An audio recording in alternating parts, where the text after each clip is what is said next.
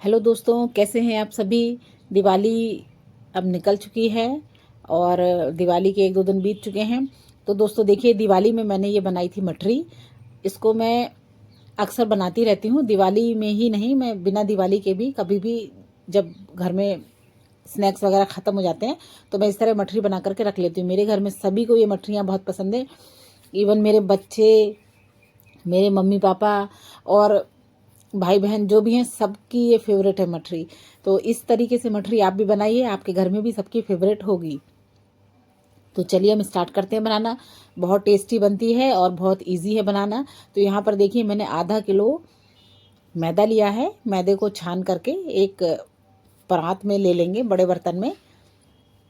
इसको हम अच्छे से माड़ेंगे। तो यहाँ देखिए, पहले मैं इसको छान लेती हूँ। वैसे तो साफ़ है मैदा, लेकिन फिर भी छान लेना चाहिए। तो यहाँ पर मैं इसको छान करके रख लूँगी। अब इसमें डालूँगी मैं 1 चम्मच कलौंजी। कलौंजी ऑप्शनल है, अगर नहीं है आपके पास तो मत डालिए, अजवाइन से भी वही टेस्ट आ जाएगा। और यहाँ डाल रही हूँ मैं 1 चम्मच कलौंजी और 1 चम्मच अजवाइन। अजवाइन को थोड़ा रगड़ करके डालेंगे तो इसका फ्लेवर अच्छे से उभर के आता है। और यहाँ पर नमक डालेंगे, नमक बहुत कम डालेंगे, बिल्कुल मतलब आपको हल्का हल्का नमक फील हो, बस इतना नमक डालना है, कम एकदम। नमक का स्वाद, नमक नहीं आना चाहिए इतना। एकदम कम नमक की मठरी बनती है ये वाली, तभी अच्छी लगती खाने में। और इसमें मैंने देखिए 1 कटोरी के करीब सूजी डाल दी है, मैंने हाथ से डाली है। तो मैंने हाथ से 3 मुट्ठी सूजी डाली है, मतलब ये आपका 1 कटोरी सूजी हो जाएगी। आधा किलो मैदे में 1 कटोरी सूजी के अंदाज से डाल दीजिए। और चलिए, अब हमने वहाँ पर सारा इंग्रेडिएंट्स डाल दिया है। यहाँ हमने एक रिफाइंड का पैकेट भी खोल दिया है कढ़ाई में, इसी में हम मठरी को बनाएंगे। तो मैंने इसलिए पहले खोल दिया है रिफाइंड को, क्योंकि हम इसमें मोइन डालेंगे। तो 1 चमचा देख सकते हैं आप, चमचा जो मीडियम साइज़ का चमचा है उससे मैंने 2 चमचे यहाँ पर मोइन डाला है। मोइन डाल करके हम इसको अच्छे से पहले मिला लेंगे। मैदे का जो हमने पाउडर लिया है, मैदा, सूजी, कलौंजी, अजवाइन, हल्का सा नमक, इन सबको अच्छे से मोइन में मिक्स कर देंगे। दोनों हाथों से रगड़ के मिलाइए, सारे दाने फूट जाएंगे और जो ऑयल है वो सारे मैदे में अच्छे से मिक्स हो जाएगा। और यहाँ देखिए, मैदे को आप देख सकते हैं, जब हम इसको मुट्ठी बांधेंगे तो ये मुट्ठी बंधनी चाहिए, बहुत मतलब गीला नहीं होना चाहिए, ज़्यादा मोइन भी नहीं डालना है। आप यहाँ देख सकते हैं इसकी हमने कितना मोइन मिलाया, देखिए मुट्ठी में बंध जाएगा और भुरभुरा भी रहेगा। इस तरह का हमको मोइन मिलाना है। तो अंदाजे से 2 चम्मच मोइन मिला दीजिए, जैसे मैंने मिलाया है। और अब इसको हम नॉर्मल रोटी के जैसा आटा होता, पूड़ी के जैसा हल्का सा टाइट सा, इस तरह से इसको थोड़ा थोड़ा पानी मिला करके आटे को गूंथ लेंगे अच्छे से। तो चलिए अब आटा मार लेते हैं हम यहाँ पर। आप यहाँ देख सकते हैं थोड़ा थोड़ा पानी मिला रही हूँ मैं भी, जैसे कि आटा बहुत टाइट भी नहीं मारना है हमको, इतना मारना है कि हमारी रोटी जो हम बेलेंगे वो बेल जाएगी। मतलब पूड़ी और गेहूँ की जो रोटी बनाते हैं, पूड़ी और रोटी, इस तरह का मीडियम डो बनाना है हमको। तो चलिए आटा मार लेते हैं, आटा मार के मिलते हैं दोस्तों। ये वाली जो मठरी है इसका स्वाद बहुत अच्छा होता है।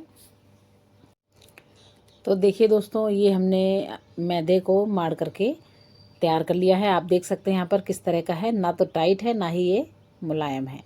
और इसको रेस्ट करते हैं, करीब 5 मिनट के लिए रख देंगे। यहाँ आपको मैं पास से दिखाती हूँ आटा किस तरह का मड़ा हुआ है, देख सकते हैं आप यहाँ पर। और इसको है ना, बहुत ज़्यादा गूंथने की ज़रूरत नहीं है, एकदम स्मूथ टेक्सचर की ज़रूरत नहीं है। बस आप इसको मार के और एक सार करके रख दीजिए 3 से 4 मिनट के लिए। थोड़ा सा ऊपर से मैंने ऑयल लगा दिया, जिससे कि ये हवा से सूखे नहीं, क्योंकि मैं इसको खुला ही रख रही हूँ, क्योंकि अभी जस्ट मुझे बनाना है इसलिए। वरना मैं ढककर भी रख सकती थी, पर मैं इसको तुरंत बनाती हूँ, इसलिए ढककर रखने की ज़रूरत नहीं है। आप थोड़ा सा ऑयल ऊपर से 1-2 बूंद लगा दीजिए, जिससे कि वो सूखेगा नहीं। और अब देखिए, अब हम लेंगे यहाँ पर, या तो आप गैस के जो काउंटर है उसको ही साफ़ करके वहाँ पर बेल सकते हैं। मैं यहाँ पर बड़ी सी थाली ले रही हूँ, उसके ऊपर उल्टा करके रख दूँगी, उसके ऊपर बेलूँगी मैं, क्योंकि मेरे पास इतना बड़ा सा बेलने का बर्तन नहीं है, चकला वगैरह नहीं है मेरे पास इतना बड़ा। तो मैं इस थाली के ऊपर बेलूँगी। तो मैंने थाली को उल्टा करके रख लिया है। और जो हमने मैदा माड़ा है उसकी मैंने 3 बड़ी बड़ी लोइयाँ बना ली हैं। तो स्पेस के हिसाब से आप लोई बनाइए, और कढ़ाई में जितना आ सकता है मटेरियल, उस हिसाब से आप इसकी लोई को बना के रखिए। और देखिए 1-2 बूंद तेल लगाएंगे इसमें, और इसके बाद इसको हम मोटा मोटा बेल लेंगे। अभी मैं आपको दिखाऊंगी, इसकी मोटाई जो है करीब आधे इंच के करीब मोटा हम इसको रोटी को बेलेंगे। तो आधे इंच से थोड़ा सा कम भी कर सकते हैं, बहुत पतला करने की ज़रूरत नहीं, इसको मोटा ही रखा जाता है, तब ये खाने में खस्ता लगती हैं और देखने में भी बहुत सुंदर लगती हैं। तो देखिए दोस्तों, ये हमने बेल ली है रोटी, बहुत बड़ी सी, जितनी बड़ी थाली में बन सकती थी। और ये आप इसको थिकनेस दिखाएं हम इसको कितनी मोटी है, देखिए आप यहाँ पर, जैसे हम हाथ से पानी की रोटी बनाते हैं ना चूल्हे पर, उस तरह की मोटी हमने इसको रोटी को बेल लिया है। और इसको चाकू से या पिज़्ज़ा कटर से पतली पतली स्लाइस में, या फिर आपको जो डिज़ाइन पसंद हो उस डिज़ाइन में इसको काटिए। कभी तो मैं इसको लंबी लंबी बना लेती हूँ, कभी मैं ढक्कन से काट के काजू के स्टाइल में भी बना लेती हूँ। तो आपको अगर काजू का डिज़ाइन पसंद है तो आप ढक्कन से काजू जैसा काट कर भी बना सकते हैं। मैं ऐसा लंबा लंबा ही बनाती हूँ, क्योंकि ये मुझे ऐसी ही ज़्यादा पसंद है। एक तो ये फटाफट बन जाती हैं इस डिज़ाइन की, और दूसरा ये उठा करके खाने में भी कंफर्टेबल हो। हमारे यहाँ सबको यही डिज़ाइन पसंद है, तो इसलिए मैं बना रही हूँ इस तरह की डिज़ाइन की, और ये फटाफट से बनती हैं, तो ये ईजी एंड क्विक काम है। अब चूँकि दिवाली में बहुत सारा काम हो जाता है, इसलिए मैंने इसको इस डिज़ाइन में बनाया है। और बच्चों की चॉइस पर भी मैं डिज़ाइन को बना लेती हूँ ये वाला। तो इस तरह से आप इसको पहले देखिए, लंबा लंबा काटना है, बहुत पतली पतली, जैसे फिंगर होती है अपनी, इतनी पतली पतली स्लाइस या इससे भी पतली पतली काटनी है। फिर इसके बाद इसको आप तिरछे में रख करके तिरछे में कटिंग बनाइए, सीधे में बनाइए, जो आपको डिज़ाइन पसंद हो वैसे बना सकते हैं। पर ये वाला जो डिज़ाइन है ये सबसे कॉमन है और सबसे ईजी और अच्छा डिज़ाइन है। तो ये देखिए, हमने इसको थोड़ा सा ट्रायंगल में काट लिया। तो आप यहाँ देख सकते हैं ये हमारी मटरियाँ कट चुकी हैं, और इसमें जो कोने में जो कुछ बहुत छोटे छोटे से पीसेज हैं जो हल्का हल्का रह जाता है, मतलब कोई शेप नहीं है उसका, तो उसको हम हटा दे के वापस से आटे में मिला देंगे, तो नई लोई में बेलेंगे उसको। यहाँ देखिए, तेल भी हमने गर्म होने के लिए रख दिया था। अब तेल ये गर्म हो गया है कि नहीं हो गया, चलिए इसे पहले चेक कर लेते हैं। पहले मैंने यहाँ पर एक मटरी डाली है, और अगर वो तैर करके ऊपर आ जाएगी, इसका मतलब हमारा ऑयल अब गर्म हो गया है। तो अभी ऊपर नहीं आई है, तब तक हम थोड़ा सा इंतज़ार करते हैं तेल का और गर्म होने का। और यहाँ पर मैं तब तक सारी मटरियों को छुड़ा लेती हूँ। और ये देखिए, तेल हमारा अब अच्छे से गर्म हो गया है, और इसको लो मीडियम फ्लेम पर ही हम पकाएंगे। तेल गर्म हो गया है, फ्लेम को मीडियम कर देंगे, और इसमें सारी मटरियाँ डाल देंगे जो हमने बेली हैं। और इनको थोड़ी देर बाद, करीब 15-20 सेकंड बाद छुएंगे, मतलब कड़छी से इसको चलाएंगे, पहले नहीं चलाएंगे एकदम से, वरना ये सारी टूट सकती है। इसको चलाना भी कैसे है देखिए आप, यहाँ पर इसको हम चलाएंगे कैसे, बस नीचे से कड़छी लगाएंगे और इसको ऊपर को ला करके छोड़ते जाएंगे, मतलब सब्जी की तरह इसको नहीं चलाना है। और इस तरह से इसको मीडियम फ्लेम पे, लो टू मीडियम फ्लेम पे रख करके धीमी आंच पे इसको बढ़िया से सिकने देना है। बीच बीच में चलाते जाएंगे, और हल्का गोल्डन कलर इसका आ जाएगा, बिल्कुल पिंकिश जैसा गोल्डन कलर इसका आ जाएगा। इसका मतलब ये बिल्कुल करारी अंदर तक सिक गई है, इस तरह का इसका कलर से आप पहचान सकते हैं। तो ये देखिए, जो हमने सबसे पहले डाली थी ना, उसका कलर देखिए अब आ गया है। चलिए, तब तक वो सिक रही हैं, बीच बीच में उसको चलाती जाऊंगी। और यहाँ पर मैं दोनों लोइयाँ और बेल लेती हूँ। तो ये देख सकते हैं आप, यहाँ पर मैंने ये एक लोई बेल ली है, और किस तरह से आराम से अलग हो जाती हैं। और इनको मैंने निकाल दिया है। अब मैं दूसरी लोई और बेल लूँगी, मैं दोनों लोई एक साथ बेलूँगी। काफ़ी तेल है कढ़ाई में, ज़्यादा तेल है, तो दोनों लोइयाँ एक साथ आ जाएंगी, इसलिए मैं अब दोनों एक साथ बेल लेती हूँ, और सारी एक साथ ही डाल दूँगी मटरी। तो देखिए, फटाफट से, मतलब ऑलमोस्ट 15 मिनट में हमने आधा किलो मैदे की ढेर सारी मटरियाँ बनाकर तैयार कर ली हैं। और ये आपके यहाँ अगर रेगुलर में भी खाएंगे ना, मतलब दोनों टाइम अगर खाते हो, तो भी आपकी 15 दिन तो ये चली जाएंगी। इस तरह से मटरी है।